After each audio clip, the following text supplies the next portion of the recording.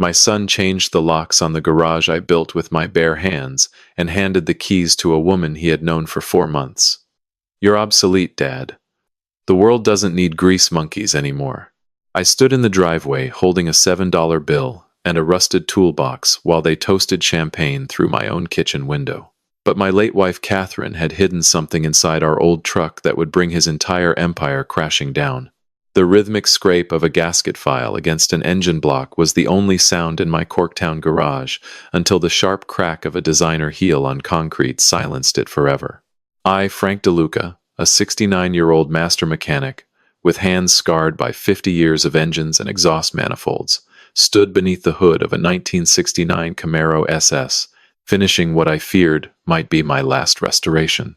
The car belonged to a collector in Grosse Pointe, who had trusted me with his childhood dream, and I intended to deliver it with the same precision I had brought to every vehicle that had ever rolled through these bay doors. The garage smelled of Bracklene and old motor oil, scents that had soaked so deep into the concrete floor that no amount of scrubbing would ever remove them. On the wall behind me hung a framed photograph of Catherine, my late wife, standing next to our very first restoration project in 1982. Her smile in that picture was the kind that made you believe the world still had a few honest corners left. She had been gone 2 years now, and every morning I still poured 2 cups of coffee, before remembering there was no one to hand the second one to. I heard the heel before I saw the face. That sharp, percussive click against my shop floor, a sound that did not belong in a world of pneumatic wrenches and engine hoists. I slid out from under the hood and wiped my hands on a rag that was more grease than cotton. My son, Marcus DeLuca, 38 years old, and dressed in a slim-cut navy suit that probably cost more than my monthly utilities, stood at the entrance of the third bay. Behind him, like a shadow with perfect posture, stood Jade Kowalski, 31. Blonde highlights that caught the fluorescent light like a warning signal. Her fingers rested on a handbag that could have paid my property taxes for a year. I tried to smile. I set the gasket file down on the fender of the Camaro and reached for a clean rag, as if wiping my hands could somehow bridge the distance between my world and theirs. Maybe he had come to check on the restoration. Maybe he wanted to learn something about the craft he had spent his entire youth running away from. But Marcus did not look at the Camaro. He looked at me the way a project manager looks at a line item flagged for deletion. "Dad, we need to have a realistic conversation about your future," Marcus said, his voice flat and rehearsed like a termination speech he had practiced in the mirror. "This property is sitting on $700,000 of appreciating land value, and you are using it to play with old cars that nobody under 60 cares about." My chest tightened. The air in the shop suddenly felt thin, as if someone had cracked the exhaust ventilation and let the carbon monoxide seep back in. I gripped the edge of my workbench, my scarred knuckles turning white against the steel. "Marcus, this is our home. I built this garage before you were out of diapers. Your mother and I raised you in the house attached to this shop. You took your first steps on that concrete right where you are standing." Jade stepped forward then, her smile a surgical instrument wrapped in lipstick. She placed a glossy brochure on my workbench, right on top of the Camaro's valve cover gasket set. The brochure showed a beige building surrounded by manicured hedges. "Sunrise Assisted Living, where your golden years shine." "Frank," she said, using my first name as if we were colleagues rather than family. "Marcus has been working so hard to build his company, and we really need this space for the next chapter. You would be so much more comfortable somewhere designed for your stage of life. Have you ever heard your own child speak about you as if you were already dead? As if the decades of sacrifice, the missed vacations, the double shifts to pay for his college tuition, were just entries in a ledger waiting to be written off." "You have 45 minutes to collect your personal items," Marcus said, checking a watch that gleamed gold under the shop lights. "I have already contacted a locksmith. He will be here at 6. The property transfers to my development LLC on Monday." 45 minutes, I repeated, the words tasting like motor oil gone rancid. 45 minutes for 50 years. "Don't make this dramatic, Dad." Marcus straightened his tie. a gesture so cold it made the February wind outside seem warm. I have already arranged the assisted living placement. It is for the best. You are 69, and this place is too much for you to handle alone. I looked past him to the photograph of Catherine on the wall. Her smile had not changed, but somehow in that moment it looked less like joy and more like a warning I had failed to read. I turned back to my son, searching for any trace of the boy who used to sit on an upturned milk crate and hand me wrenches while I rebuilt his go-kart engine. I found nothing, only a stranger wearing my last name like a borrowed suit. Jade's eyes were already scanning the garage, moving from the tool cabinets to the hydraulic lift to the parts shelves with the calculating efficiency of an appraiser. She was measuring my life's work in square footage and demolition costs. I could see it in the way her gaze lingered on the structural walls, the way her fingers twitched as if she were already sketching floor plans for whatever soulless venture she planned to erect over the bones of my sanctuary. I reached for the duffel bag, hanging on the hook by the door. The canvas was old and stiff, a relic from a fishing trip Catherine and I had taken to Lake Huron 15 years ago. I began to fill it with the only things that mattered. The framed photograph of Catherine, my father's torque wrench, the one with his initials scratched into the handle, 3 clean flannels, and a small wooden box where I kept our wedding rings together since the day I buried her. Every item I placed in that bag felt like a small death. 50 years of building, fixing, and creating reduced to what one man could carry in his arms. I walked out of that garage for what I knew was the last time. The smell of brackeline and motor oil followed me through the bay door, like a mourner trailing a casket. 50 years of honest work, and the only thing escorting me out was a scent. The February air hit my face like a slap from an indifferent god. Detroit winters do not kill you with violence. They kill you with silence. The slow, creeping certainty that the cold does not care whether you live or die, and neither does anyone else. I stood on the cracked sidewalk of Michigan Avenue, clutching my duffel bag in one hand and my father's torque wrench in the other, watching a white van pull up to my own driveway. The locksmith was a young man, maybe 25, with a tool belt slung low on his hips and no expression on his face. He did not look at me. I was not part of his transaction. He was just a contractor hired to perform a service, the same way I had been hired thousands of times to swap an engine or rebuild a transmission. The difference was that I had never erased a man's life in the process. I watched him drill into the deadbolt of the side door. The metallic whine of the bit chewing through the lock cylinder cut through the winter air like a scream trapped in steel. That was the lock I had installed myself in 1994, the year Marcus turned 8 and started sneaking into the garage at midnight to sit in whatever car I was working on. I had put that lock in to keep him safe. Now it was being torn out to keep me gone. Marcus appeared in the doorway. He did not look at me either. He simply took the new set of keys from the locksmith, tested one in the fresh deadbolt with a satisfied click, and then turned to hand the second key to Jade. She accepted it with a smile that reminded me of the way a cat looks at a bird with a broken wing, amused, patient, certain. I turned away. I could not watch anymore. But as I reached the end of the driveway, my boots crunching on the salt-stained concrete, a warm golden light bloomed in my peripheral vision. I made the mistake of looking back. Through the kitchen window, the window Catherine used to stand at every evening while she cooked dinner and watched me close up the shop, I saw them. Marcus held a crystal flute of champagne. Jade held another. They clinked glasses, the tiny percussion of celebration just barely audible through the glass. They were toasting my removal before I had even reached the corner. How do you measure a man when you take away his tools, his roof, and his name? I felt smaller with every step I took away from that property line, my identity dissolving into the gray Detroit dusk like exhaust fading into winter sky. My truck was parked 3 houses down. A 2004 Ford F-150 with 260,000 miles on the odometer, a cracked windshield, and a heater that only worked when it felt like cooperating. I had been meaning to fix that heater for 2 years. Catherine used to remind me every November. Now November came and went without anyone reminding me of anything. I climbed into the cab and turned the key.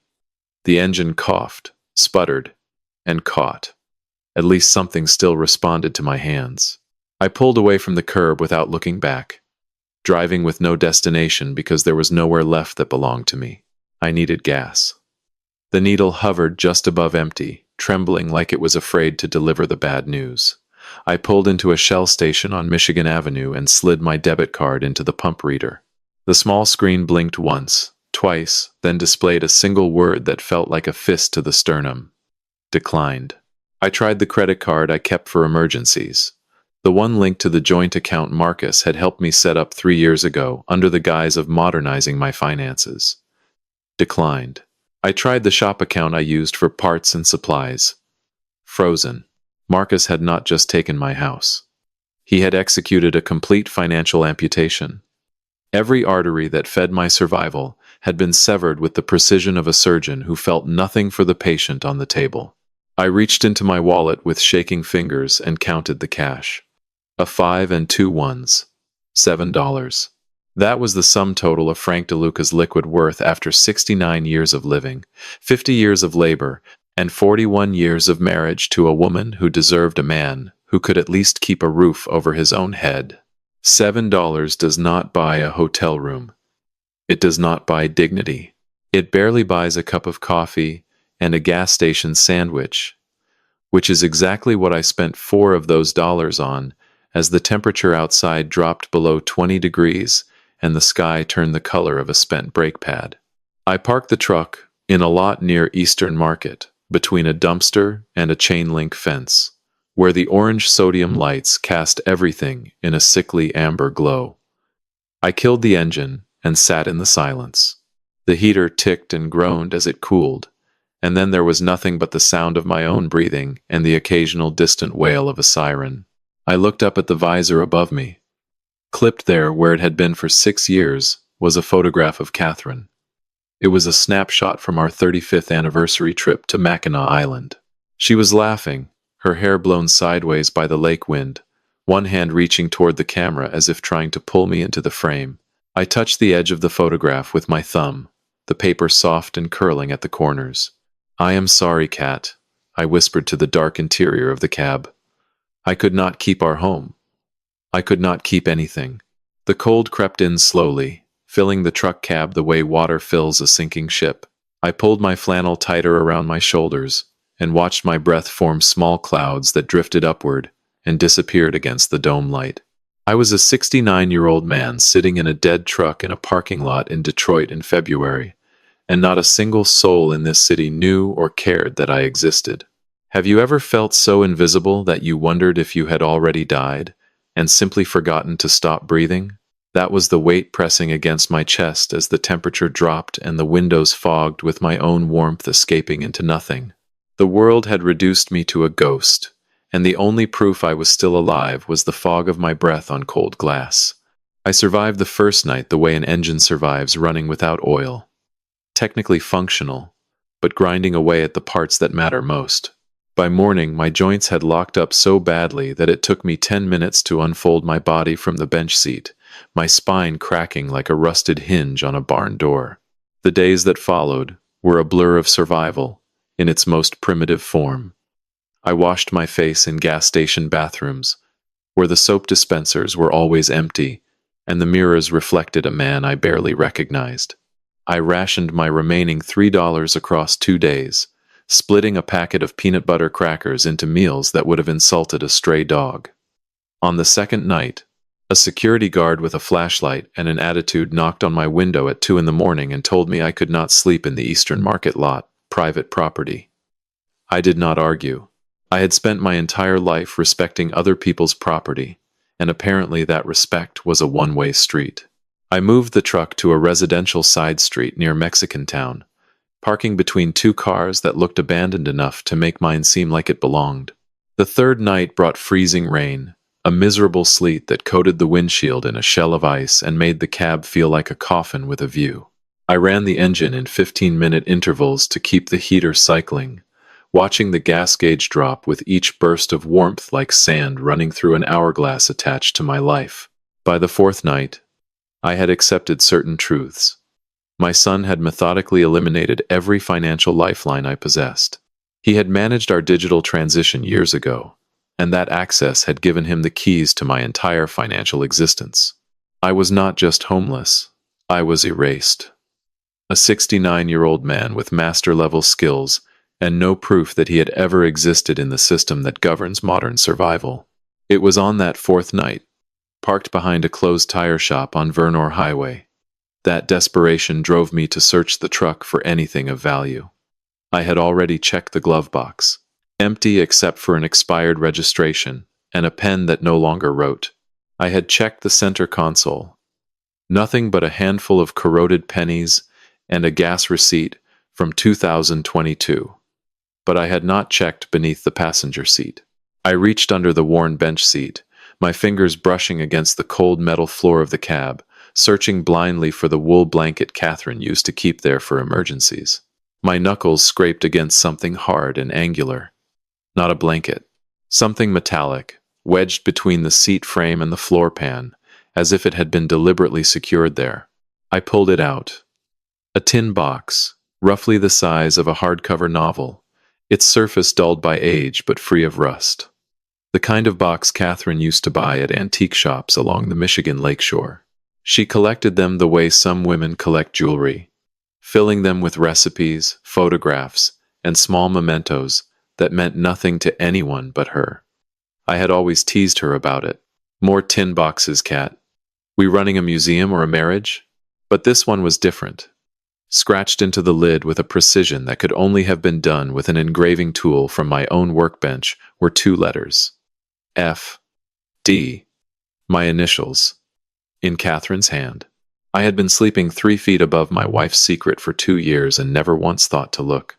My fingers trembled as I pried open the lid. The hinge was stiff but clean, oiled recently enough that it moved without protest. Inside, resting on a bed of burgundy velvet that Catherine must have cut from her sewing scraps, were 3 items. A faded blue debit card bearing a name I did not recognize. Meridian Private Wealth Group. The card had Catherine's name embossed in small silver letters beneath the firm's logo. A single key, small and brass, the kind that opens a safe deposit box rather than a door. And a folded piece of stationery, cream-colored and heavy, the kind Catherine reserved for important letters. I unfolded the paper with hands that shook so badly the words blurred. Her handwriting was there.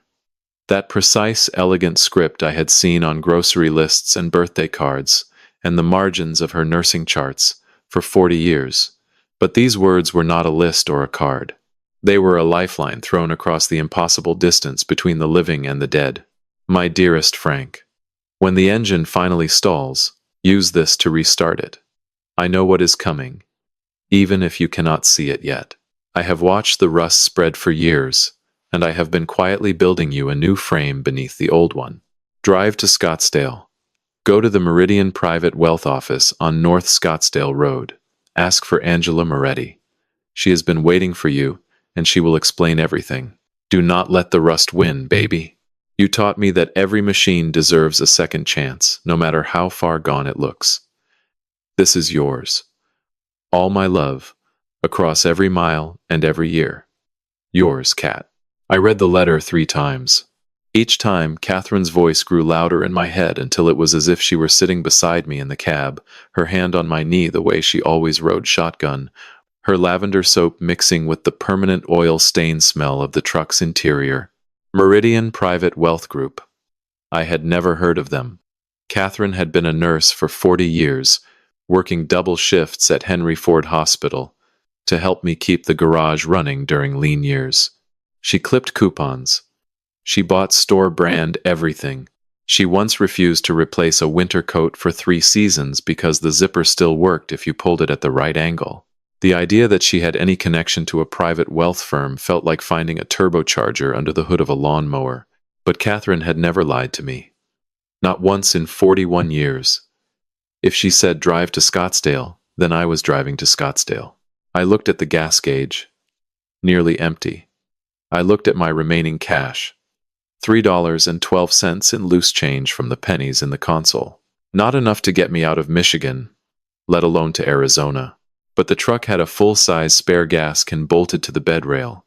a can I always kept topped off for emergencies. I stepped out into the frozen night, unscrewed the cap, and heard the beautiful hollow slosh of 5 gallons of unleaded, enough to get me to the Indiana border, where I could figure out the rest. I climbed back into the cab, turned the key, and felt the old Ford shudder to life beneath me. The heater coughed a stream of lukewarm air that felt like grace. I pointed the hood ornament southwest and pulled onto Verner Highway, the city lights of Detroit shrinking in my rearview mirror like a life I was leaving behind. "Catherine," I whispered to the photograph on the visor. "What did you do?" 18 hours of highway behind me, and the world outside the windshield had transformed from the gray industrial decay of the Midwest into the burnt orange and pale gold of the Arizona desert. I had driven through the night and into the next afternoon, stopping only twice for gas paid with the last of my change, and a desperate prayer that Catherine's debit card might work at a pump outside Albuquerque. It did. $20 dispensed like a whispered permission from beyond the grave. The Meridian Private Wealth Office sat on North Scottsdale Road, nestled between a luxury spa and an architectural firm whose lobby alone probably cost more than my garage. The building was all tinted glass and desert stone, low-slung and deliberately understated in the way that only truly expensive things can afford to be. There was no neon sign, no banner, just a small brass plaque beside the entrance that read Meridian Private Wealth Group, and beneath it, by appointment only. I sat in the truck for 10 minutes, staring at that plaque. My flannel shirt was wrinkled and stained with 4 days of survival. My work boots still carried the ghost of Detroit road salt. My hair was a mess I had tried to flatten with spit and willpower in a rest stop bathroom outside Flagstaff. I looked like a man who had crawled out of a dumpster and wandered into the wrong zip code. Have you ever stood at the threshold of a world you know does not belong to you, holding nothing but a dead woman's promise that you have every right to be there? I gripped Catherine's blue card in my pocket until the plastic edge bit into my palm. Then I stepped out of the truck and walked toward the glass doors, my boots loud and graceless on the polished stone pathway. The lobby was a cathedral of quiet money. The air smelled of leather and something botanical, like eucalyptus filtered through a ventilation system that cost more than my annual income. The floors were polished concrete, not the honest working kind, but the designer variety that architects charge extra for. A reception desk of bleached walnut curved along the far wall, and behind it sat a young woman whose crisp blazer and practiced smile faltered for exactly 1.5 seconds when she looked up and saw me. "Good afternoon, sir," she said, recovering with professional grace. "Do you have an appointment?" "No," I said, my voice sounding like gravel poured into a crystal glass. "But I think you have been expecting me." I set Catherine's blue card on the reception desk. The young woman glanced down, and something shifted behind her eyes. A recognition. A protocol she had been trained for but never expected to execute. She picked up the card with 2 fingers, as if it were something fragile and possibly explosive, and swiped it through a reader beneath her monitor. The screen changed. Her composure changed with it. The professional smile vanished, replaced by something closer to alarm. "Sir, please wait right here," she said, her voice dropping to a register that suggested she was no longer reading from the standard customer service script. "I need to contact someone immediately. Please do not leave." She disappeared through a frosted glass door behind the desk. I stood there, my boots leaving faint salt prints on the polished floor, feeling the stares of the 2 other clients in the waiting area burning into my back. They were both wearing clothes that probably required dry cleaning, and they were both looking at me as if I had tracked engine grease into a chapel. 3 minutes passed. Then the frosted door opened again, and a woman emerged. She was around 50, with dark hair pulled back in a low knot, and eyes that were simultaneously sharp and warm. She wore a charcoal suit that spoke of authority without shouting about it, and she moved with the controlled energy of someone who had been waiting for a specific moment, and was now executing a plan years in the making. "Frank," she said. "Not Mr. DeLuca. Not sir. Frank." As if she knew me. As if she had always known me.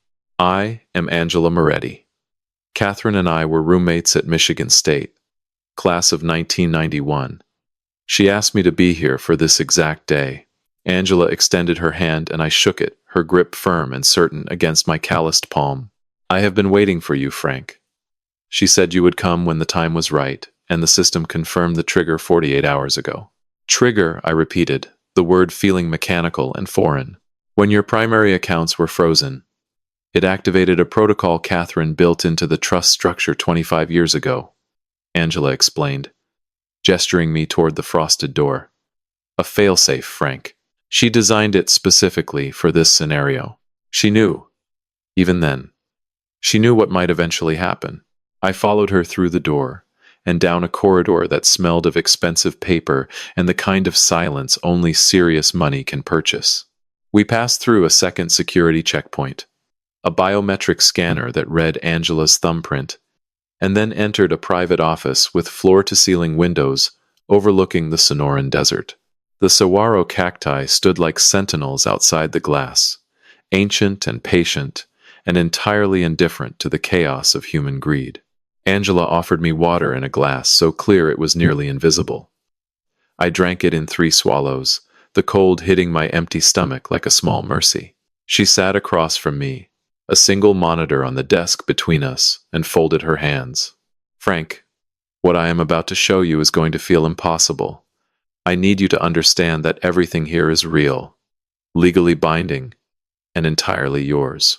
Catherine was a nurse, I said, my voice barely above a whisper. She worked doubles. She clipped coupons. We lived in the same house for 40 years, and I never once saw her spend money on anything that was not a necessity or a bolt of fabric for her quilting. Angela smiled then, a knowing expression that made me realize my wife had been an entirely different person when she sat in this office. Catherine was the most disciplined investor I have ever worked with in 28 years of wealth management, Angela said. She started in 1992 with $300 a month, money she saved from skipping her own lunches and selling quilts at craft fairs.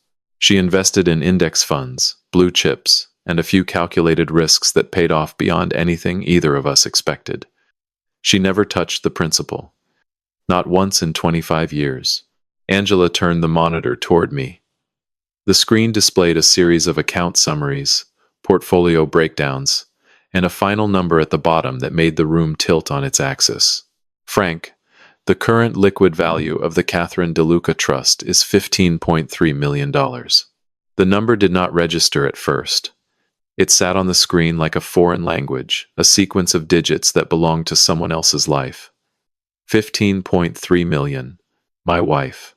The woman who darned my socks because buying new ones felt wasteful. The woman who drove a 12-year-old Honda Civic because it still ran fine. That cannot be right, I whispered. It is right, Angela said softly. But the money is only part of what she left you, Frank. She left you something that only you would truly understand. Something she spent 25 years collecting with the same patience she applied to everything else in her life. Angela stood and reached for her jacket. Come with me. I need to show you what is in the warehouse. Angela drove a silver sedan with the kind of quiet engine that whispers rather than speaks. I sat in the passenger seat, watching the Scottsdale commercial district give way to an industrial rail. Helade here hate, where the buildings grew larger and less decorative, trading glass facades for corrugated steel and loading docks. We turned into a gated complex surrounded by a perimeter wall topped with security cameras, and Angela punched a code into a keypad without hesitation. Catherine leased this unit in 2002, Angela said, as we pulled up to a warehouse with a roll-up door painted the same desert tan as the surrounding wall. She paid 20 years in advance. Climate-controlled, security-monitored, and registered under the Trust's holding company. No one has been inside except me and a maintenance crew she vetted personally. She handed me a remote. A single black button. No label. This is yours now, Frank. Everything behind that door belongs to you. I pressed the button. The roll-up door shuddered and began to rise with a mechanical groan that reminded me of my own garage door back in Corktown. The sound was so familiar it made my chest ache. But what waited behind that door was nothing like my 3-bay shop in Detroit. The warehouse was vast. Climate-controlled air rushed outward as the door opened, carrying with it a scent that stopped me dead in my tracks. Chrome polish, leather conditioner, and beneath it all, the faint mineral sweetness of clean motor oil. It was the smell of my entire life distilled into a single breath. Fluorescent lights flickered on automatically, illuminating the space in rows. And there they were.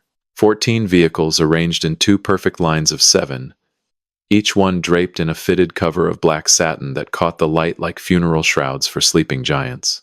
The concrete floor was coated in epoxy, spotless, and each car sat on a designated platform with a small brass number plate at the front. My legs carried me forward without permission. I reached the first car, platform number 1, and gripped the edge of the satin cover. The fabric was cool and impossibly smooth beneath my calloused fingers. I pulled. The cover slid away like a curtain rising on a stage, and beneath it sat a 1967 Shelby GT 500 in night mist blue. The paint was flawless, a mirror finish so deep I could see my own stunned face reflected in the fender. The chrome bumpers gleamed without a single pit or blemish. The interior, visible through the driver's window, was original black leather in museum condition. I could not breathe. I moved to the second car, pulled the cover, a 1970 Chevelle SS 454 in cranberry red. The third, a 1963 Corvette Stingray split window in Sebring silver. The fourth, a 1969 Boss 429 in Calypso coral. Each car more impossible than the last. Each one a machine I had spent decades dreaming about, talking about, and pointing out in magazines that I could never afford to take beyond the pages.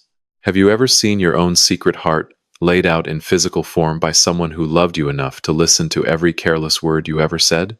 I stood in the center of the warehouse, surrounded by 14 cars worth more than most people's lives, and I finally understood something that broke me completely. 20 years ago, maybe more, Catherine had asked me a question while we sat on the porch after dinner. If you could own any 14 cars in the world, Frank, which ones would you choose? I had laughed and rattled off a list without thinking, the way a child names the toys he wants for Christmas, knowing they will never appear under the tree. I had forgotten that conversation by the following morning. Catherine had not forgotten a single name on that list. She had spent 25 years finding them, buying them, restoring them through specialists she hired in secret, and hiding them in a warehouse in the desert. She had turned a porch conversation into a $15 million monument to everything I loved. She tracked down every single one. Angela said from behind me, her voice thick with an emotion that told me this was more than a professional relationship. Some took years to find. The split-window Corvette took her almost a decade. She never rushed. She said you always told her that restoration cannot be hurried. I sank to my knees on the epoxy floor, not from weakness, but from the sheer crushing weight of being loved by someone so deeply and so silently that you never even felt it happening until they were gone. Angela, let me have the moment. When I finally stood, my eyes burning and my throat raw, she pointed toward the Shelby GT 500. There is a USB drive in the center console of car number 1, she said. Catherine recorded a message for you. She recorded several, actually. One in each car. But she said you should start with the Shelby. I opened the driver door of the GT 500. The scent of preserved leather enveloped me like an embrace. The center console held a single item, a small black USB drive with a piece of masking tape wrapped around it. On the tape, in Catherine's handwriting, it read, "Play me first, Grease Monkey." Angela produced a tablet from her bag and inserted the drive. The screen flickered, and then Catherine was there, sitting in what looked like our kitchen in Corktown, the same yellow curtains behind her, the same chipped coffee mug in her hand. She looked thin, tired, but her eyes were the same sharp, knowing brown they had always been. The timestamp in the corner read March 2022, 4 months before she died. "Hey, Grease Monkey." Her voice filled the warehouse, bouncing off the concrete walls and the chrome of 14 sleeping machines. If you are watching this, it means someone tried to take your engine apart. I am sorry, baby. I am sorry I could not stop it before it started. But I have been collecting spare parts for 25 years, and I need you to know that you are not broken. You are just due for a rebuild." She paused, sipping from the mug, and I could see the effort it cost her to keep her composure. "This collection is yours. Every car on your dream list, Frank. Every single one. Angela will give you the valuations and the legal paperwork. But these cars are more than metal and money. They are my way of saying that I heard you. Every conversation, every late-night ramble about horsepower and chrome, I heard all of it. And I loved all of it." She set the mug down and leaned toward the camera, her expression shifting from warmth to something harder, something urgent. "But before you go home, before you do anything else, I need you to check the glove box of the Mustang. Car number 3. There is a file in there that you need to see. It is about Marcus, Frank. And I am sorry, baby. I should have told you sooner. But I was running out of time, and I needed to make sure you were protected first." The screen went black. I stood in the silence of the warehouse, Catherine's voice still echoing in my skull, and felt the weight of two truths pressing against my chest simultaneously. My wife had loved me beyond anything I deserved, and my wife had known about Marcus long before the locksmith ever touched our door. I walked toward car number 3, on legs that felt like they belonged to someone else. The Mustang was a 1968 fastback in Highland Green, the exact shade Steve McQueen drove through San Francisco in Bullitt. Catherine had found the impossible, and she had hidden the truth inside it. The glove box latch clicked open with a mechanical certainty that felt like a lock tumbling in my chest. Inside was a manila folder, thick and heavy, secured with a rubber band that snapped when I pulled it. The documents inside were organized with the same meticulous precision Catherine brought to everything, each page tabbed with small colored stickers and annotated in her handwriting along the margins. The first page was a property record. Our property record. The house and garage at 3417 Michigan Avenue, Corktown, Detroit. But the ownership structure was not what I expected. Catherine had purchased a life estate on the property through a separate legal entity called DeLuca Family Holdings, LLC, in 2015. The document was clear. I, Frank DeLuca, was the sole beneficiary of an irrevocable right to live in and operate that property until my death. The title might pass to Marcus, but my right to be there was protected by law. Marcus had evicted me from a property I legally could not be evicted from. His locksmith, his 45 minutes, his assisted living brochure, all of it was not just cruel, it was illegal. I turned to the second tab, Bank Records, a commercial mortgage taken against the property in March of 2023. The borrower was listed as DeLuca Property Development LLC, a company I had never heard of, but whose registered agent was my son. Marcus had used our family home as collateral for a $400,000 loan, and he had done so without my knowledge or consent, in direct violation of the life estate Catherine had established. The signatures on the mortgage application were forged. My name appeared on 3 separate documents in a handwriting that was close enough to fool a processor, but nowhere near accurate enough to fool a father who had watched his son learn to write his letters on the back of gasoline. Receipts. The third tab was worse. Financial statements from Marcus's startup, DeLuca Digital Solutions. Revenue reports that showed $800,000 in losses over 18 months, predating Jade's arrival by a full year. My son's company had been hemorrhaging money long before any predator arrived to accelerate the bleeding. He was already drowning when Jade threw him an anchor disguised as a life preserver.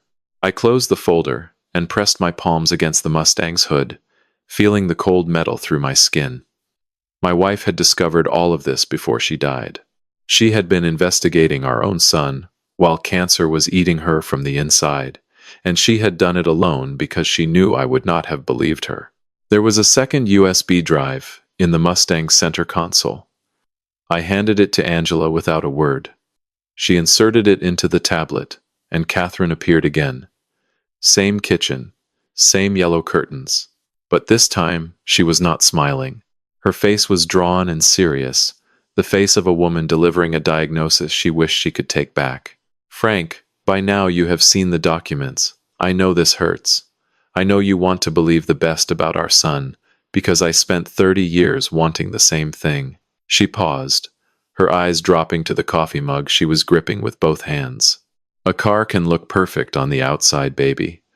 Fresh paint, clean chrome, no visible damage. But if the frame is rusting from the inside, all that shine is just a countdown to collapse.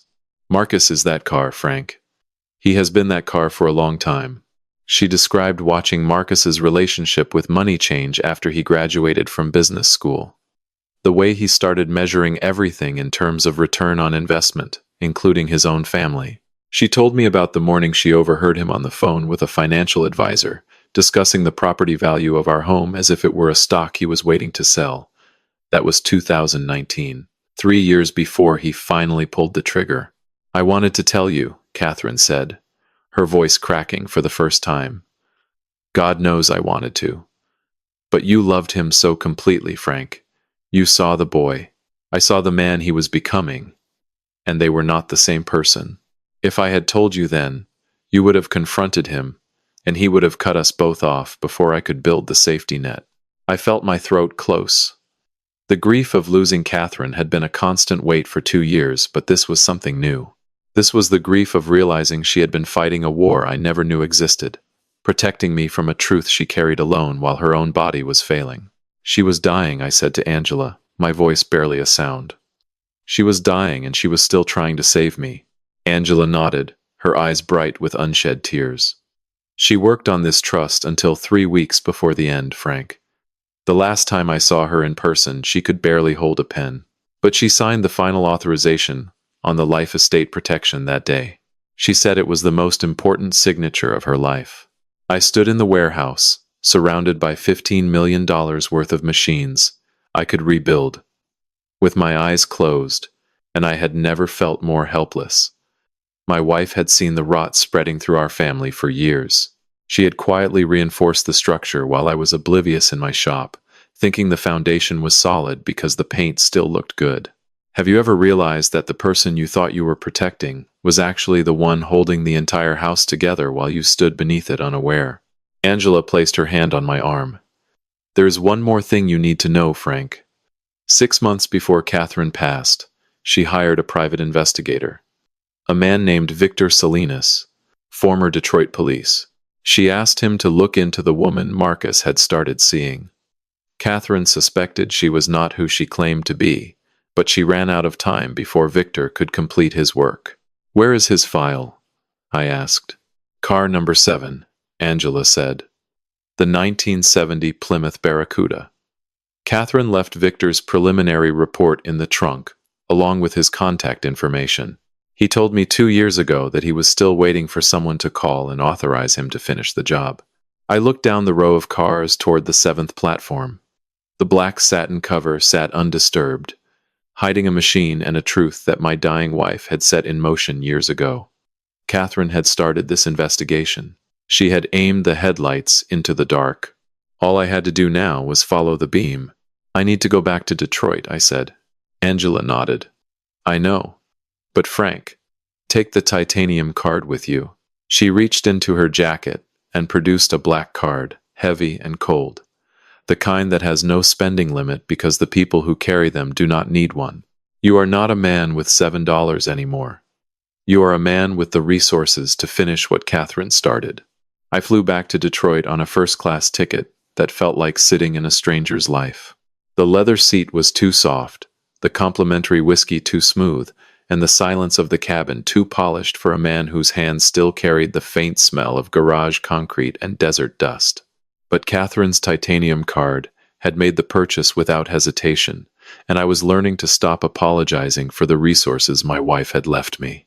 Angela had arranged for car number 7 to be transported to a secure facility in Detroit by the time I landed. A 1970 Plymouth Barracuda in Tor red, a muscle car built for speed and aggression. It seemed fitting that Catherine had chosen this particular vehicle to hold the file of the man she had hired to hunt. I met the transport truck at a storage unit Angela had leased near Dearborn, signed the paperwork with my new black card, and opened the Barracuda's trunk alone in the fluorescent hum of the unit. Inside, Wrapped in a canvas tool bag Catherine had taken from my shop was a thick folder bound with a clip. Victor Salinas, Private Investigations was printed on the cover in a no-nonsense typeface. Beneath it, in Catherine's handwriting, "He knows the beginning. You will find the end." The folder contains 6 months of preliminary work. Photographs, background checks, social media archives, and a detailed timeline of Jade Kowalski's first appearance in Detroit's social scene. Victor had managed to confirm one critical fact before Catherine's death cut the funding. Jade Kowalski had no verifiable history before 2021. No college records, no employment history, no social media presence older than 18 months. She had materialized in Detroit fully formed, like a character stepping onto a stage with her lines already memorized. Victor's office address was clipped to the inside cover. Eastern Market, Detroit. 3 blocks from the parking lot where I had spent my first desperate night in the truck. I drove there in a rental sedan, the Barracuda file on the passenger seat beside me. The Eastern Market neighborhood smelled of wet brick and the faint ghost of the weekend farmer's market, onions and flowers and diesel from delivery trucks. Victor's office was on the 2nd floor of a converted warehouse, wedged between a coffee roaster and a graphic design studio. The stairwell smelled of burnt espresso and old paper. I knocked once. The door opened almost immediately, as if he had been sitting behind it waiting for exactly this sound. Victor Salinas was a man carved from experience. 55 years old, with a face like a topographical map of every difficult conversation he had ever had. Former Detroit police, according to Catherine's notes. Retired after 22 years. Now private. His office was small, cluttered with the organized chaos of a mind that filed information by instinct rather than alphabet. Dual monitors glowed on his desk, casting blue light across stacks of folders and a ceramic mug that said "World's Okayest Detective" in faded letters. He looked at me. Not at my clothes, not at my boots, not at the rental car keys in my hand. He looked directly into my eyes with the weary patience of a man who had been keeping a secret for 2 years and was profoundly relieved to finally hand it over. "Frank DeLuca," he said. It was not a question. "Victor Salinas," I replied. He stepped aside and gestured me in. "Your wife told me you would come eventually. I just did not know it would take this long. Sit down. We have a lot of ground to cover, and I have been sitting on this for 730 days. I sat in a chair that creaked under my weight, setting the Barracuda file on his desk between us. Victor glanced at it, nodded, and pulled a matching folder from his own drawer, thicker than the one Catherine had left me. "Catherine hired me in September of 2021, he said, pouring coffee from a pot that smelled like it had been burning since dawn. She suspected the woman Marcus was seeing was operating under a false identity. She was right, but she passed before I could confirm beyond preliminary findings." He tapped the folder. "I kept working. Pro bono, because your wife was the kind of client who made you want to finish the job, even after the check stopped coming." "What did you find?" I asked, leaning forward. Victor opened his folder and slid a photograph across the desk. It was a high-resolution shot from a charity gala, the kind of event held in hotel ballrooms where the champagne costs more than the cause. In the foreground, smiling for a photographer, stood a man I recognized. Tyler Briggs, Marcus's chief operating officer, the man my son called his right hand. And beside Tyler, her fingers resting on his arm with a familiarity that went far beyond casual acquaintance, stood Jade. The photograph was dated 8 months before Marcus claimed to have met Jade through a professional networking app.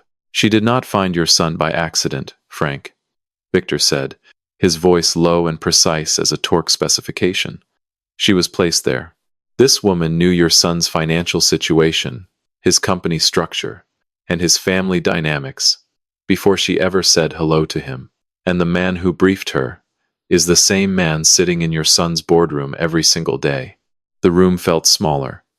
The blue light of the monitors seemed to pulse with a rhythm that matched my heartbeat. My son was not just being robbed by the woman he loved. He was being flanked.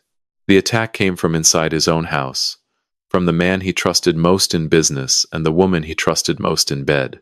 How deep does it go, Victor? I asked, my voice sounding like a wrench tightening against a bolt that has already begun to strip. Victor leaned back, his chair groaning. Deep enough that I stopped sleeping well about 6 months ago. Your son's company is not just struggling, Frank. It is being systematically dismantled from within.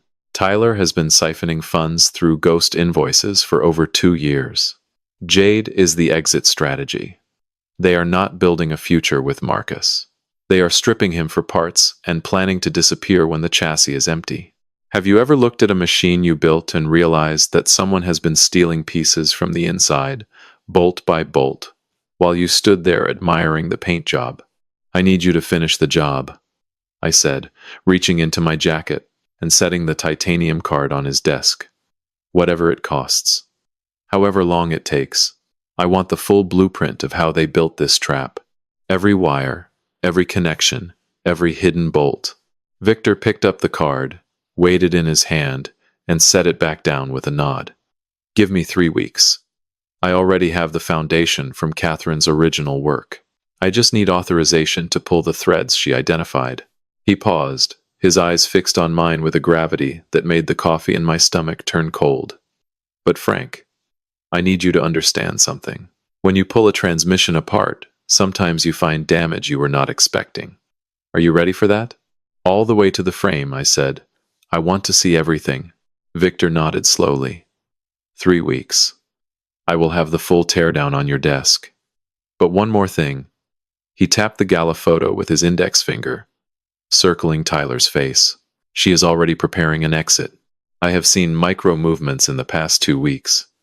New accounts, small transfers, travel searches. If you are going to act, the window is not unlimited. I stood, feeling the weight of my new reality settling into my bones like engine oil seeping into metal. I was no longer a man searching for answers. I was a man with a ticking clock and a $15 million war chest. 3 weeks of waiting felt like watching rust form in real time. I spent the days in a furnished apartment Angela had arranged near Midtown, a clean, anonymous space that smelled of new carpet and someone else's choices. I did not go near Corktown. I did not drive past my garage. I could not afford to see what they were doing to it, because the rage might have overridden the strategy, and Catherine had not spent 25 years building a careful plan for me to demolish it with impatience. Instead, I spent those weeks visiting the warehouse. Angela had transported 5 more cars to the Detroit storage facility at my request, and I spent hours sitting in them, running my hands over steering wheels and dashboard gauges and leather seats, listening to the silence of machines waiting to be started. I opened car number 4, the Corvette, and found Catherine's 3rd video. She talked about Marcus as a boy, the way he used to help me in the shop, handing me wrenches with a pride in his eyes that somewhere along the line had been replaced by calculation. I do not know when we lost him, Frank, she said in that video, but I know we did not break him. Someone else will. And when that happens, you will need to be the one who decides whether to scrap the wreck or attempt the restoration. When Victor's call finally came on a Thursday morning, his voice was stripped of its usual dry humor. Get down here, Frank. Bring your stomach. You are going to need it. I drove to Eastern Market in 12 minutes. The stairwell smelled the same, burnt espresso and old paper, but the energy inside Victor's office was different. The walls were covered in printed photographs and timelines connected by red string, the kind of investigative web I had only ever seen in movies. His desk was buried under folders, 3 monitors now instead of 2, all displaying different databases and document archives. Victor did not offer coffee. He pointed to the chair and opened a folder with a mugshot on the cover page. Her name is Megan Pruitt, he said. Born 1992 in Bakersfield, California. First arrested for check fraud at 23. Second arrest for identity theft in Reno, Nevada at 26. Third arrest for financial exploitation of a vulnerable adult in Columbus, Ohio at 29. Each time she walked, plea deals, insufficient evidence, or witnesses who suddenly could not remember what they saw. The woman in the mugshot had mousy brown hair and no makeup. She looked 10 years younger, and 30 pounds lighter than the polished creature I knew as Jade Kowalski. But the eyes were the same. That flat, hungry calculation that I had seen the first time she walked into my garage. Those eyes did not change, no matter how many times she changed her name. 4 marriages, Victor continued, pinning photographs to the wall as he spoke. 4 different names. 4 men who were financially stable when she met them and bankrupt within 18 months of the relationship. Every single one was targeted during a period of personal vulnerability. A death in the family, a divorce, a health crisis. She is a predator who feeds on grief, Frank. And your son was grieving his mother when she found him. The pattern was surgical in its repetition. Megan would identify a target through social media or professional networks. She would engineer an accidental meeting. She would establish herself as indispensable within months, always positioning herself as the solution to a problem she had often helped create. And when the bank accounts were empty and the assets were leveraged to the breaking point, she would vanish into a new name and a new city, leaving her victim too ashamed or too broken to pursue her. Now for the part that makes this a conspiracy rather than a solo operation, Victor said, pulling up a corporate filing on his center monitor. Tyler Briggs. Born Tyler Pruitt. He legally changed his last name 7 years ago, around the same time Megan started her 3rd marriage in Ohio. He is her first cousin. The room tilted. Tyler Briggs, the man Marcus trusted with the daily operations of his company, the man who sat in the boardroom and called my son partner, was the blood relative of the woman who was dismantling his life. They work as a team, Victor explained, his pen tracing the connection on a whiteboard diagram. Tyler embeds himself in the target's business, usually 18 to 24 months before Megan makes contact. He identifies the financial weak points, creates pressure through mismanagement, and then Megan arrives as the external accelerant. By the time the target realizes what is happening, the money is already gone, and both of them are on a flight to somewhere without extradition.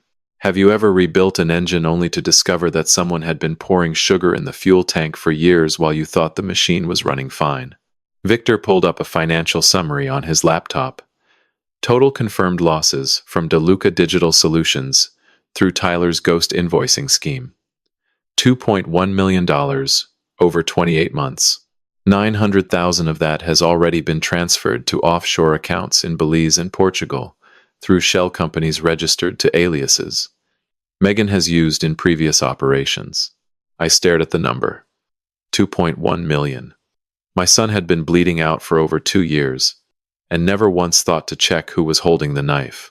He was too busy trying to keep the business alive, too proud to ask for help, too blinded by Jade's manufactured confidence to see that the woman sleeping beside him was the one cutting the arteries. The engagement ring, Victor said, almost as an afterthought. $12,000. Purchased on a corporate credit card, routed through one of Tyler's shell companies. Your son proposed to a woman with a ring, paid for by his own stolen money. He just did not know it. I closed my eyes. The fluorescent hum of the office lights felt like a dentist's drill against my temples. Every tender moment Marcus had shared with Jade, every dinner, every weekend trip, every whispered conversation about their future together, all of it had been funded by a theft so elegant that it looked like love. Last piece, Victor said, his voice dropping into a register that told me the worst was yet to come. Travel records. Megan has booked a one-way flight to Lisbon under a name I have not seen before. Departure date is 21 days from today. Tyler has a matching booking 3 days later, under a different alias. They are executing their exit protocol. 21 days, I repeated. 21 days, and she disappears again. New name, new country, new target. And your son is left holding the bankruptcy papers and wondering how his life fell apart. Victor leaned forward, his eyes hard. If you are going to move, Frank, the clock started ticking 3 weeks ago. You are already behind. I reached into my jacket and felt the cold edge of the titanium card. 21 days. 3 weeks to dismantle a trap that had been built over 3 years. It was not enough time to do this gently. But it was more than enough time to do it right, if I stopped thinking like a victim and started thinking like what I was. A man who had spent 50 years taking broken machines apart, identifying the failed components, and rebuilding them stronger than the original design. I need a lawyer, I said. Someone who knows how to buy a company out from under the man who thinks he owns it. Victor was already writing a name on a card. Daniel Reeves. Renaissance Center, floor 42. He is expecting your call.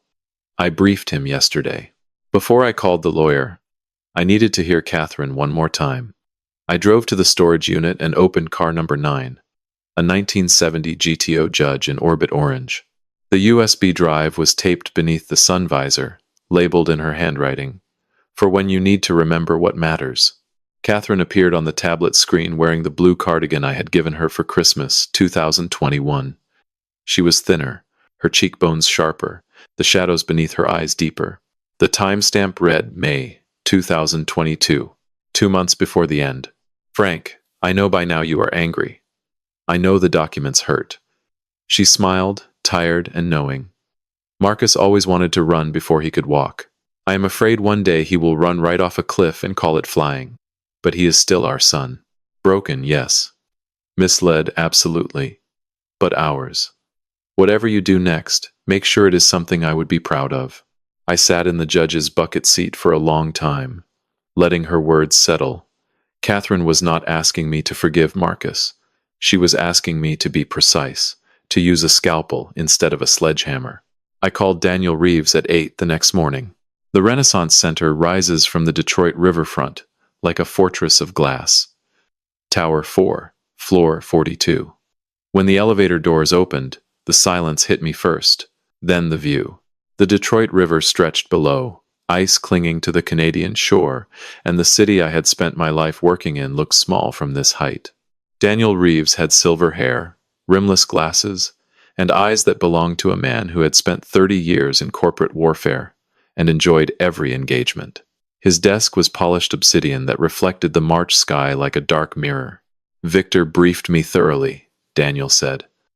I understand you want to acquire your son's company, and that there is a shrinking window before the primary targets disappear. 18 days now, I corrected. Then we move quickly. He turned his monitor toward me. The full corporate structure of DeLuca Digital Solutions filled the screen, along with lending records, loan covenants, and default notices Marcus had been hiding. My son owed $1.8 million to First Commercial Bank, secured against company assets and, illegally, against our family home. 4 months behind on payments. The bank was preparing foreclosure within 30 days. The bank does not want to own a failing software company, Daniel said. They want cash. If you offer at a discount, they will sell you the debt before the ink dries. Victor arrived with the forensic accountant's report. The ghost invoices Tyler had generated were masterpieces of camouflage. Consulting fees to companies that existed only on paper. Software licenses never delivered. Travel reimbursements for conferences that never happened. Each one small enough to avoid audit triggers, but collectively they had drained $2.1 million from a company already gasping for air. But it was the emails that gutted me. Victor pulled up a thread from Marcus's corporate server. Messages between my son and Jade over 4 months preceding my eviction. Each line felt like a nail driven into wood, already split. Jade began by suggesting my garage was wasted on sentimental attachment. She framed it as concern for Marcus's future, but the manipulation was a slow poison visible only in retrospect. Your father is using prime real estate as a personal hobby shop, she wrote in November. That property could solve your liquidity crisis overnight. Marcus pushed back at first. He mentioned my age, my attachment. But Jade's pressure increased with each exchange, and his resistance eroded like brake pads worn past the metal. By December, she had shifted from suggestion to ultimatum. A static asset occupied by someone who does not generate revenue is a liability. Liabilities get liquidated. And then the final email. Marcus's reply to Jade's detailed plan for the locksmith, the 45-minute window, and the assisted living brochure. 3 words and a period. Agreed. Set it up. Have you ever read 3 words that unmade 40 years of fatherhood? I stared at that screen until the letters burned into my retinas. My son had not been dragged into betraying me. He had been led, step by step, down a corridor that darkened with each message, until he was standing in total blackness and calling it a business decision. He was guilty, but he was also the most perfectly manipulated Mark I had ever seen. "How much to buy everything?" I asked, my voice flat and mechanical. Daniel pulled up a calculator. "The bank will sell the debt for $1.6 million given the fraud risk. Add legal fees, forensic accounting, and filing costs for the new entity. Approximately $1.8 million total." I set the titanium card on the obsidian desk, black against black, with a silver edge that gleamed like a blade. "Do it," I said. "Buy his entire world. And set the investor meeting for Tuesday." Daniel examined the card and looked at me with something approaching respect. "Summit Automotive Holdings. That will be the acquisition entity. By Monday evening, you will own 82% of your son's company, the mortgage on your home, and every asset pledged as collateral." He set the card down with a soft click. "He will not know until you decide to tell him." I stood and walked to the window. 42 floors below, Detroit moved through its morning routine, oblivious to the fact that a mechanic from Corktown had just purchased a war. The river caught the weak March sun and threw it back in broken silver fragments. Catherine had asked me to be precise, to rebuild rather than destroy. I intended to honor that request. But first, Marcus needed to see exactly what he had broken and exactly who held the tools to fix it. Tuesday was coming, and my son was about to learn that some engines cannot be outrun. 48 hours. That is how long it took to buy my son's life. 2 days of wire transfers, digital signatures, and legal filings that moved through the system with the cold efficiency of a fuel injection system. No hesitation, no wasted motion, just capital flowing into the exact channels Daniel had mapped, purchasing debt the way a mechanic purchases a salvage title. You do not buy wreckage because you love the damage. You buy it because you can see the machine it used to be. Monday evening. Daniel's office. The obsidian desk was covered in documents bearing the Summit Automotive Holdings letterhead, each one a bolt tightening in the framework of a new reality. I signed them one by one, my calloused hand gripping the fountain pen with the same careful pressure I used when torquing a cylinder head. Too loose and it leaks. Too tight and it cracks. Precision was everything.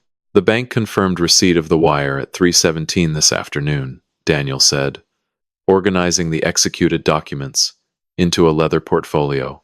"First Commercial has released all claims against DeLuca Digital Solutions and transferred the full debt instrument to Summit Automotive Holdings. You now hold the primary note on $1.8 million of secured corporate debt."